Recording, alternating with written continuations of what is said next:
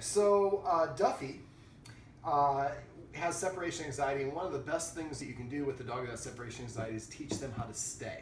Now, most people do a bad job of teaching the dog to stay. They almost teach it as if they do a half-hearted job of doing it, so the dog thinks that it can let itself, we call auto-release. But that's not a real stay. The dog needs to stay until you're there. So I'm going to include at the bottom of this video, if you're looking at it on doggoneproblems.com, there's going to be a link in the text where it's going to be teaching the dog how to stay. This is where I got the technique from, and so I'm going to just have you watch his video. But basically, he breaks down the stay into 3 steps. Most people just do the first. First of all, it's for duration. So I'm going to have the dog sitting right here, and we're going to gradually increase the amount of time he has to stay. I'm not going anywhere, so it's supremely easy. And some people are like, this is dumb, I'm just feeding my dog treats. But we're building up to it. After this, the second step is going to, once you get up to about 5 minutes where you can sit right here, then you're going to start move away from him, and then come back and then give him a release. Now, my release word is break. I like to do a hand signal as well as a verbal, so it's pretty easy to see. I've seen people do like break like this and come out, or release, or whatever the word is you want to use. Just make sure it's unique. And every time you're doing the stay, he has to be released before you get up and move away. Does it make sense? Or break, or whatever you want to use it. Then the third one is to practice amongst distractions. When there's a concert going on, you have your windows open, or other people are here, and he has to practice amongst those distractions. So I move over here. I want him to be in front of me, sitting at me. I use my hand like this to point to say no, or to say, excuse me, stay. So I have a handful of treats here, 1 treat here. I'm going to have this hand behind my back, just so it doesn't confuse him. Sit, stay, stay, stay,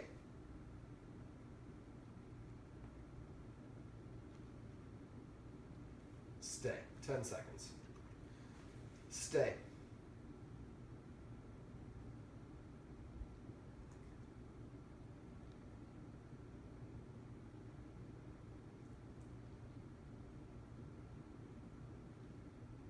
stay.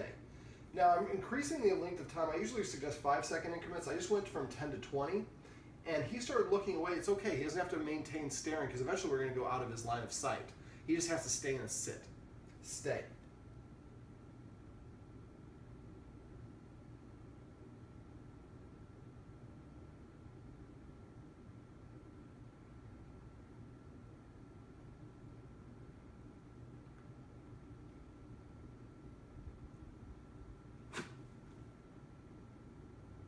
Stay.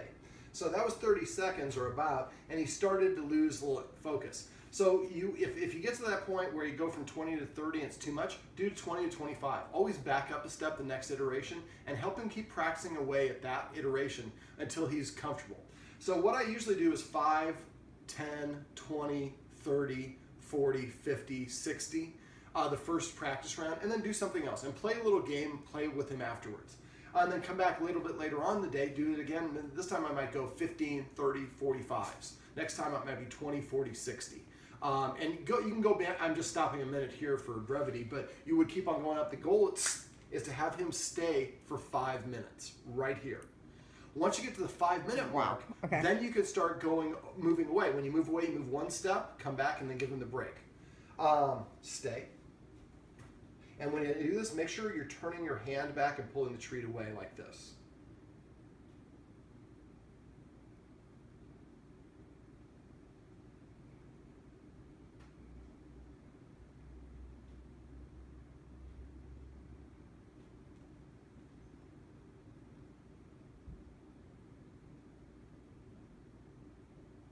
Stay.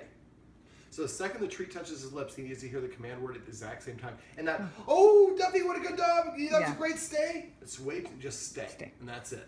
So, brevity. Break. So you can also break. Kind of throw a treat away so that he knows that that's we've released the exercise. Now, again, we're going to practice and just keep on hammering away at duration until you can get up to that 5 minutes. Now, at first, it's probably going to take you a couple days to a week or so before you can get up to 5 minutes. Now, if he starts to kind of lose, it looks like he's going to get up, then kind of shift your weight a little bit. Shift, you can lure the treat a little bit, but you want to do as little luring as possible.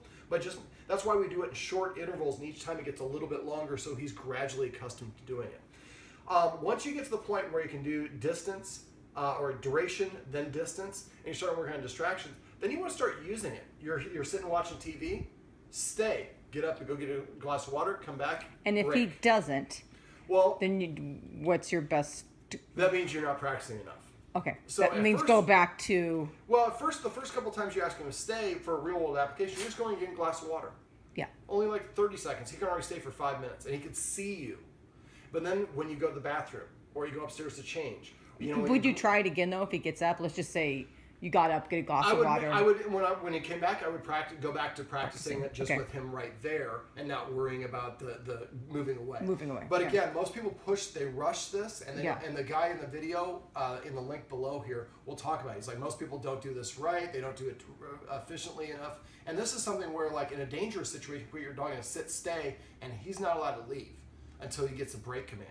So then if there's traffic. So this is something I'm going to see in a couple weeks. I mean, this is going to take a couple weeks to probably you get should up to... start seeing results pretty quickly. Well, yeah. Within, I mean, well, you'd he be can amazed. obviously already do it. Well, yeah, I put my dog. I've only been doing this for a day or two, and I hadn't even gotten up past like 2 minutes. And then I put my dog in a sit stay, went outside, and like took the trash down and come back, and he was still sitting and staying.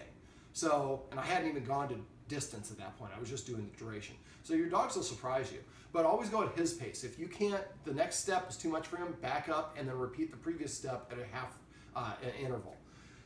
Sit, good boy. But by gradually doing this, you can give him the ability to control himself and to practice you being out of his eyesight. So when you go to the bathroom or shower and put him in sit stay, he's doing a job and you're out of sight, but you're still here, so he doesn't panic as much, but it's good practice for when you actually leave the apartment. So that's the basics of how to teach your dog to stay.